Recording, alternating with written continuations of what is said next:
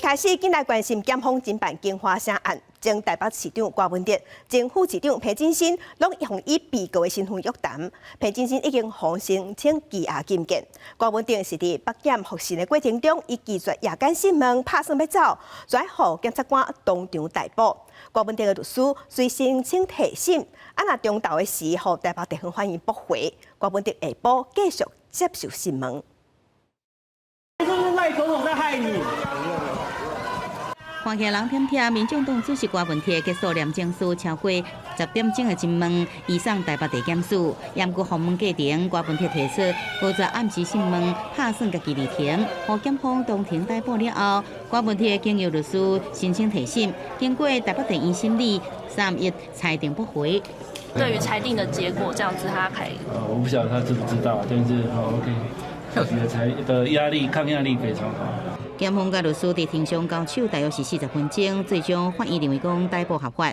裁定理由讲到郭文哲既然经过传唤，也是家己到现场，检方要求简化城案有侦问事实，也是审问之意。检察官更加主张郭文哲有归案的原因甲必要，所以讲认定检方依法有依据，甲人带倒来北检。郭文哲也伫3日下晡3点外继续来接受侦问。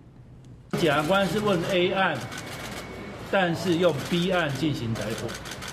那对于台北地院的裁定，我们会考量审慎提起抗告。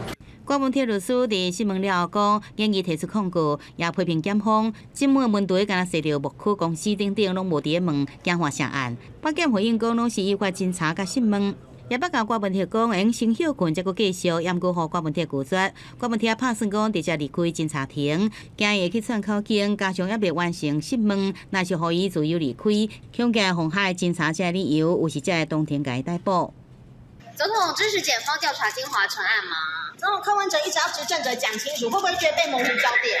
对着媒体提问，总统赖清德无做回应。真紧今日会场，也若即摆约谈名单，也有相关是被告身份的前台北市副市长裴进新。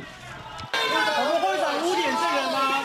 伫检方访问了后，裴进新互关押禁见。警方也未调开关押庭，伊4声之后是以证人的身份互审问，审问了后无报请回。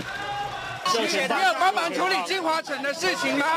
早一步互请回郭文哲之后，陈佩琪也以证人身份到案来说明，由黄珊珊亲身开车接走，只是简化城案一直拖开。专案愈学愈多，当初这个改建案伫关市府任内，那应质率大大增加，甚至开设道理。检方拢甲这个疑点拢甲调查清楚。记者综合报道。